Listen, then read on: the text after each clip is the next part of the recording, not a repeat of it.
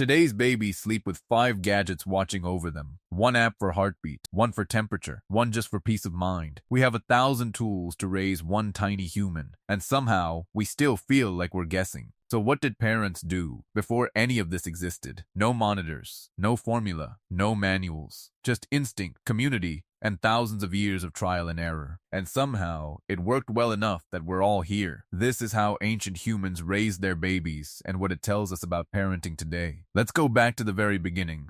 There were no hospitals. Birth happened right inside the camp, but she was almost never alone. Older women who had given birth before guided the process. It was dangerous. Many mothers and babies didn't survive it. But when a baby was born safely, it was a moment the whole camp celebrated. Skin-to-skin contact began within minutes, not because science said so, but because it felt right. New life meant new hope for the whole group. A birth wasn't just a family event. It was a survival event, because every baby raised successfully meant the tribe would carry on. But surviving birth was only day one. There were no diapers, no bassinets, no baby wipe. Instead, mothers used soft moss, dried grass, or leaves as natural padding. Simple, disposable, right from the earth. Swaddling wasn't a parenting trend, it was survival. It kept babies warm. A newborn couldn't regulate its own body heat, so the whole family became the heater. There was no separate nursery. The baby slept exactly where the mother slept. Co-sleeping wasn't a choice.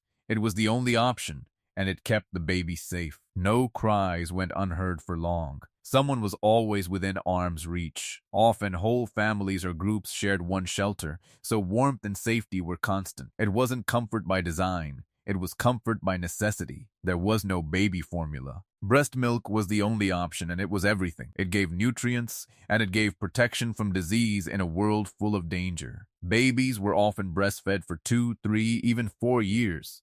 It wasn't unusual for a toddler who could already walk to still be nursing. If a mother couldn't produce enough milk, another mother in the group often stepped in. This is called allonursing, and it kept babies fed even in hard times. As babies grew, they were fed pre-chewed or mashed food, nature's baby food. It looks strange to us today, but it worked, and it built trust. Feeding on demand wasn't a schedule. It was whenever the baby needed it. There was no clock. There was only the baby's cry and the mother's response. Ancient babies were carried almost constantly. There was nowhere else safe to put them. Slings made from hide or woven plant fiber let mothers keep working with hands free. Gathering food, walking, even climbing the baby went everywhere she went. This constant motion and closeness actually soothed babies more than stillness did, and it kept them safe. On open land, a baby left alone was an easy target. Predators were a real and constant threat to unattended infants. So closeness wasn't just bonding.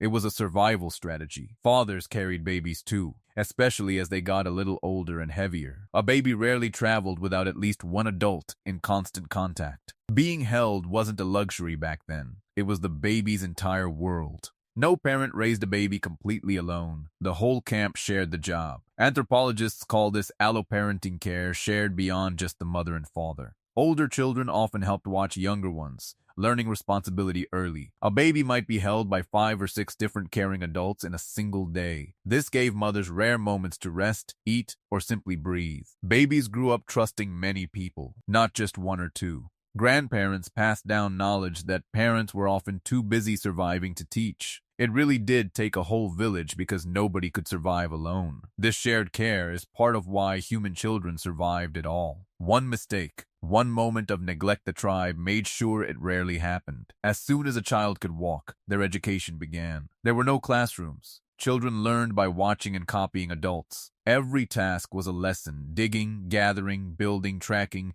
Praise and encouragement came quickly when a child got something right. Knowing which plants were safe to eat could mean the difference between life and death. Mistakes were corrected immediately and firmly because the stakes were real. By the time children were just a few years old, they were already handling tools. Hunting skills, balance, and aim were practiced constantly, almost like a game. Even young children had small jobs. Contribution was part of belonging. There was no such thing as just being a kid with nothing to do. The ancient world was beautiful and constantly dangerous. Discipline was often quick and physical, a firm pull, a sharp word, a warning shout. It wasn't cruelty, it was urgency. A wrong step could be fatal. Children were taught early to recognize danger signs: a rustle, a growl, a silence. Older siblings often acted as lookouts, a job taken seriously even by young kids. At night, someone always stayed awake, watching the dark beyond the firelight. Injuries were common and treated immediately with whatever the land provided.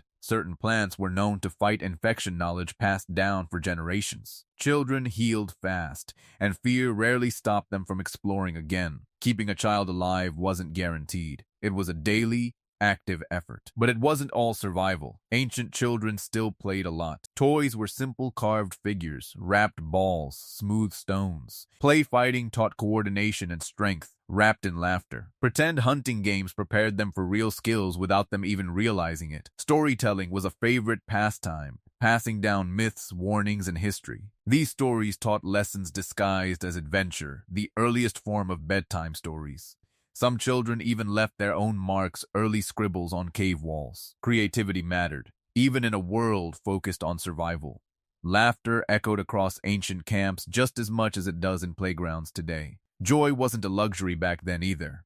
It was part of how a child learned to be human. As children grew older, expectations grew heavier. Many cultures had a moment of first hunt, a first task, marking the shift to adulthood. These coming-of-age moments were celebrated by the entire community. Succeeding meant more than pride, it meant you could now help feed the group. Girls often transitioned by learning deeper skills in gathering, weaving, or healing. Some groups marked this transition with paint, scars, or symbolic markings. It told the whole camp, this person is no longer a child. And for younger children watching, it was something to look forward to. Childhood ancient humans experienced eventually turned into the exact role their parents once held. And the cycle continued, generation after generation.